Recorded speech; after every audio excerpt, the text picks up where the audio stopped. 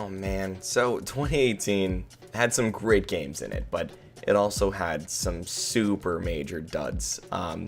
The fact that I haven't done a worst list in so long, it just goes to show how bad last year was for some games, and basically because of those releases that were just so bad, it inspired me to bring the list back. I wasn't gonna do one this year. I wasn't. I figure, my thought process was it's better to spread positivity than negativity. So I was just trying to get out of that habit.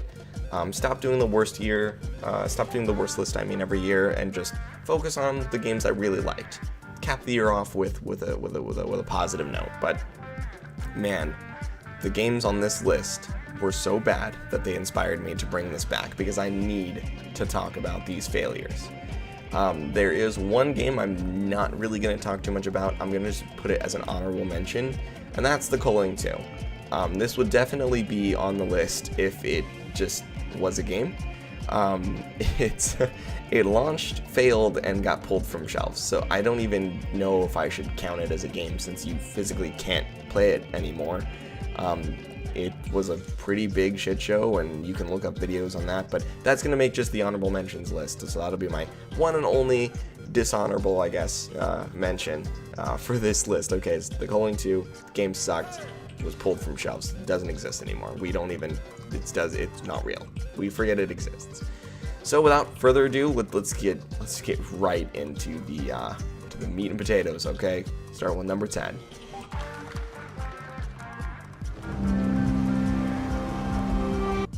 Sea of Thieves is not an awful experience. It's not the worst game of the year, but it is super disappointing coming from Rare.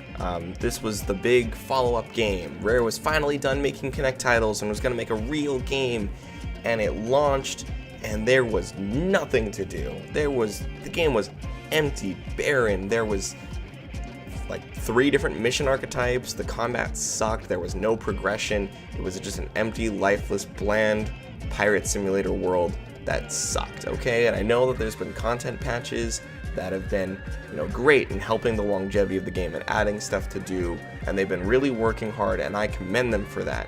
And eventually, we're going to get to a place where the game is worth the price of admission, but right now, even months and months after launch, right now, it is not worth the price of admission. It can get there. It's got a decent enough foundation.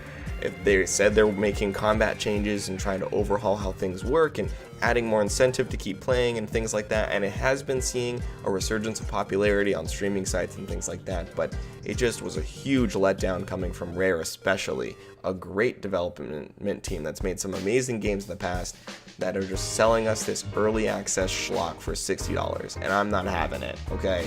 Not having it. It was bad. It was a bad launch. It was a bad game.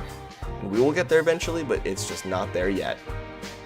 I'm sorry, I wasn't fast enough. Yen Lo Wang has sent demons to Earth, disguised as celebrities, who brainwash the people into moronic subservience. You must find and kill these celebrities. You are our only hope now. Do not fail me. No! Did we really need another Shaq Fu? Did anybody honestly think this was gonna be good? I'm baffled, honestly. I'm baffled at how they were able to get Shaquille O'Neal, a huge basketball star, to, go and help create this game and help finance it and promote it at industry, conferences. And like, this game had promotion. Why did you promote this game? It's bad, but you all know it's bad, so we're not going to spend too much time on it, and it's not offensively bad enough to be super high up the list, and it's not really worth talking about. I just had to put it a spot here, and yeah, that's pretty much all you can say. It's a shit game. It shouldn't be. I don't understand how this was made, honestly, but stop talking about it. We're moving right on.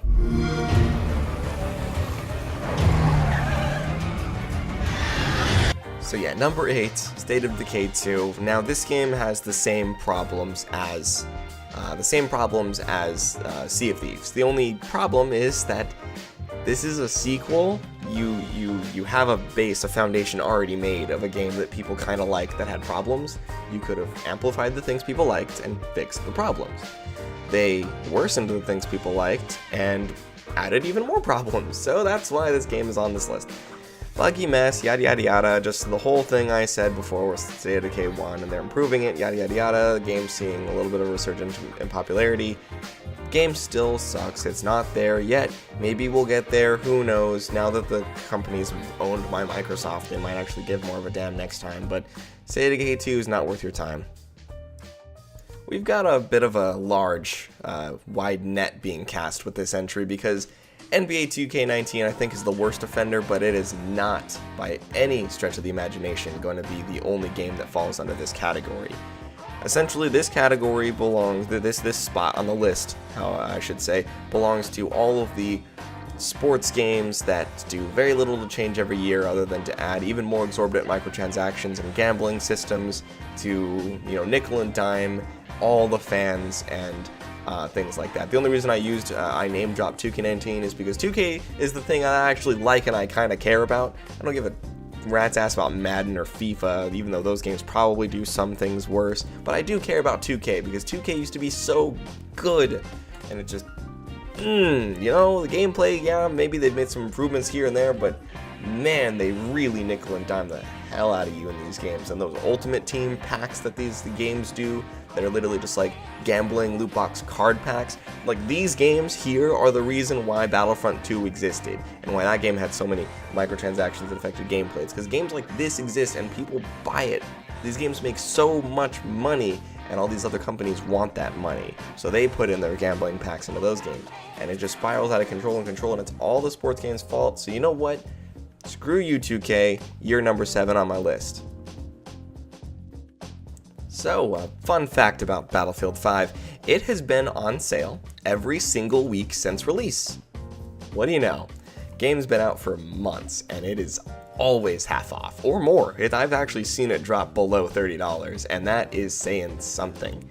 Now, why? You gotta ask yourself why. Why is Battlefield 5 on the list? What does it do that's so offensive, right? Well, we'll get to that, but we gotta start with the way that they marketed it and the things that they said. Now, I, for one, do not give a rat's ass about women in video games. If you want to put women in your games, awesome. I, for one, prefer playing as women in a lot of multiplayer games. But when you do what these guys did, and you say what these guys said, you gotta expect backlash. They basically gave a middle finger to all their fans and said, hey guys, we hear your concerns and about historical accuracy in this World War II shooter, and we don't care. You guys, if you don't like it, you're sexist, we hate you, don't buy the game. So of course, what was gonna happen? People weren't gonna buy the game because you told them not to. You insulted them and said that anyone with any concern whatsoever was just nitpicking the women and that they hated the game, and it didn't work very well.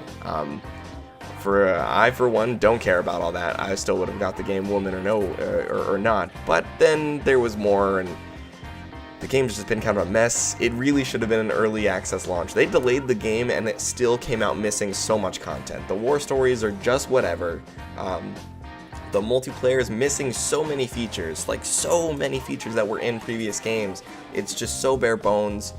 It's kind of ugly. You can't see anything. The visibility is awful. It's so oversaturated. The visuals, I don't know what they were going with. The customization of the characters is a great idea in theory, but all the character customization is really dumb and makes all the characters look goofy. It just doesn't. It's not a World War II game, so I don't know why they're selling it like it's some magnificent World War II game. It's not what people wanted. The gameplay changes are good on paper, but don't really work out in game. There's no unlock system for weapons. It's just all upgrade, no downside, so there's no balance with the attachments that you can put on the weapons. It's a mess. The game is a mess. It's still a mess. They're having a battle royale mode that doesn't even have 100 players. That's coming in March. So no one cares about it. At that point, no one cares about the game anymore. It has been on sale for $30 every single week since launch, and no one cares. I don't care. The game would have to do so much to make me play it. It's why play Battlefield 5 when Battlefield 4 and Battlefield 1 exist? I don't even like Battlefield 1, but I do a little bit. But I mean, Battlefield 4 exists. You can get the entire game and all of its DLCs for like $20. And the game is great and is modern and has stuff I care about and has balance and isn't a pile of dog crap. So I'm not going to play Battlefield 5, but I will definitely play any other Battlefield game. It's just there's no reason to buy Battlefield 5. It's on the list. It's here on the list. Alright, so just a heads up, everything on the list beforehand was super disappointing and bad, but none of it was offensively bad or broken to the point where it's unplayable. Dynasty Warriors 9 is offensively bad, broken, and absolutely unplayable in every single conceivable way. The game is bad. I am actually a pretty big fan of the Dynasty Warriors series. Well, not so much Dynasty Warriors, but one of the other Musou series, the Samurai Warriors, that's what really spoke to me. And then, of course, all the spin-off games. You know, I like the Musou games. I like the formula. I like the gameplay. It's enjoyable. It can be a really good time. Some of the characters are cool. And I have a lot of memories playing like Samurai Warriors 2 and 1 with like my uncle when we were kids, right? Dynasty Warriors 9 is not that. It's none of that. It takes away everything that makes the series great and adds a buggy, broken open world with mechanics that are terrible, stripped down of pretty much all personality, just to try and make the game different. Now, I'm all for changing the series. I mean, the series has had basically the same basic formula for years, but when we have games like, you know, Hyrule Warriors, which change up the formula and do some cool, interesting things while keeping the same gameplay elements that people enjoy, or we have games like Samurai Warriors 4, which don't do anything radically different, but just, you know, keep that same core, awesome Musou experience. To go from that to this, it doesn't work. And it doesn't work. They really messed this one up, guys, and I hope they learn their lesson, because this game is terrible. Continuing on the trend of broken games beyond repair, We Happy Few could have been a great game. It was a great idea. The original trailer they showed off was awesome, and then they revealed that it was a survival game. Oh no. Hunger meters and water meters and the same tired formula we've seen time in and time out. So the game was delayed. They tried to fix it up and make it a little bit more like BioShock that we would have known. But then they were picked up by Gearbox, who did the full AAA treatment, and we all know how Gearbox likes to release games, and surprise, surprise, the game came out even buggier than Aliens Colonial Marines. Game's bad. I'm sure they're probably trying to fix it, but I lost all interest at that point, so good job, Gearbox, you done messed up. Piggybacking right off of a broken, buggy game that stems from a great idea, we have a broken, buggy game that stems from a terrible, terrible idea. The Quiet Man is a pretentious pile of dog crap about a deaf guy who can't hear, so neither can you. So the whole game takes place in complete silence while this random guy goes around punching people looking for his mom or his girlfriend, I don't even know. And then at the end he gets crazy supernatural powers and kills a guy and comes back from the dead, and none of it makes any sense, and the gameplay sucks, and it's buggy, and it's really short, and it's really dumb, and I hate it. Then you actually, once you beat the game, you unlock the ability to hear things, and you actually have an ability to turn on sound, and you'd think that would help and explain the story, and somehow it makes even less sense with sound. The acting's awful, the story's dumb, the characters suck, the gameplay sucks. Don't play it. This is one of those unsalvageable titles that no matter how many patches it goes through, it will still be the same pile of dog crap that it was at launch. So just don't bother. Just do not bother with this game. So after a buggy, broken game that stems from a terrible, terrible idea, we have a buggy, broken game that stems from a terrible, terrible idea that also spits in the face of its fans. We're just one-upping each other out here. These companies just, man, they're just like, hey, you see this pile of shit? We're gonna make it even worse. Metal Gear Survive was awful, and it's an awful game, but it's awful for a lot of other really complex reasons. This is the first game that Konami has made using the Metal Gear property after they fired Hideo Kojima, which was the guy who previously made the Metal Gear Solid and Metal Gear series and all that stuff. It was his baby. They should have left it in the dust, but no, they bring its husk of a corpse back just to defecate all over the fans, right? The game sucks. It's a dumb, shitty survival game, water meters and food meters and all. And it just is so uninspired and lazy and boring and poorly put together. And it has all the same issues and complaints that I've said about every other game on this list, with the added benefit of being a slap in the face to fans of Metal Gear. And it just sucks, right? And this would have been my number one game of the year, but we have another game that did everything I've mentioned. It was a horrible, buggy mess. That was a terrible idea to begin with, spat in the face of its fans, and then went even further beyond. And that is the game that is winning my Worst Games of the Year award, and we are gonna get into that. My number one worst game of 2018 is none other than Fallout 76. Oh my god. This game is really the game that keeps on giving, right? It's not only a buggy, broken mess and has been since launch. It's not only a terrible idea to begin with. It's not only a slap in the face of fans of the series everywhere. It is also the vessel of which Bethesda has chosen to piss off everybody, and it has been brilliant to watch this game plummet and fail and crash and burn every last shred of decency and faith that people had in Bethesda, unwillingly, undeservedly, I guess I should say, had in Bethesda. The game is buggy, as is all Bethesda games, and that is somehow the least offensive thing that this game has done. They have ripped off their fan base. They've lied to their fan base. They've sold, fake goods to them. The people who ordered the collector's edition were supposed to get a bag, and they got a nylon piece of shit instead. They lied about the materials they were going to be using. They're just using the game to try and market all these other side products. They're selling microtransactions in the game that cost more money than the actual item would be if you bought it in real life. They're nickel and diming everybody. It's just, man, it's offensively bad. They took out everything that made Fallout great, just like Metal Gear Survive did, but they somehow reinserted all that stuff back and made it even worse. The game has no NPCs, for crying out loud. It's a Fallout game. It's an RPG that has no NPCs. What? The PvP fundamentally doesn't work unless somebody else attacks you, so you can't even do that in the game. It's just one big solid lazy schlock, okay? They just wanted to make Fallout, make it online, cash in on the online trend and everything, and just stuff it full of microtransactions. They don't care about quality. They don't care about bugs and glitches and all this horrible game-breaking stuff that was in the game and is probably still in the game now. I know they patched it a bit, but man, there's so many problems with it. They don't care that it drops to 15 frames per second on the consoles. They don't care. They just wanted to pump out a title, have all their dumb fans buy it, and spend a ton of money on microtransactions, and that's all they wanted. That's basically what's happening, and there's people defending it. There's people defending Fallout 76, saying it's not that bad, and it's better with friends. Everything's better with friends. Watching paint dry is better with friends. It doesn't make the activity itself any less bullshit. Fallout 76 is an abomination. It is a game so bad that I brought back a series that's been dead for 4 years, just so I could talk about how big of a piece of shit this game is.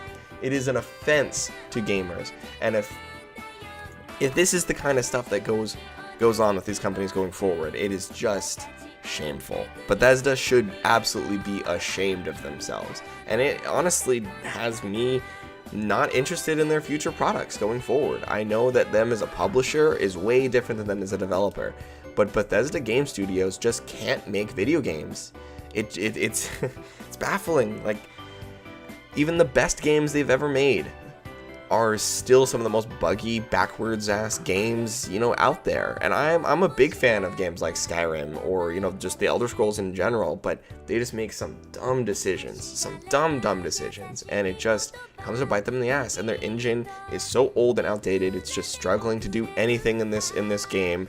And they've even said, hey, we're going to use this engine for Elder Scrolls 6. And it's like, well, okay, do I even want Elder Scrolls 6 at this point? I just have no faith in Bethesda going forward, and they've got to do a lot to make it up to us, because at this point, I don't have faith in them as a studio anymore. Their games they publish, that is another completely different story, because Wolfenstein, Doom, all that stuff, Rage, it's all looking fantastic, and I am excited to see where those franchises go in the future. But Bethesda's own in-house studio, they need to step up their game really, really badly. So that's everything. That's the worst games of last year. I know this took a little while to come out, but had a lot to say. So, man, whew, glad I got that out of my chest. It feels good. It feels good to vent like that. What did you guys think? Are there games on this list that you actually enjoy playing? And are there some that I missed? I'm sure there's probably a bunch that I missed that I didn't get a chance to talk about, but man, there were some bad games last year. I know Hunt Down the Freeman is another one.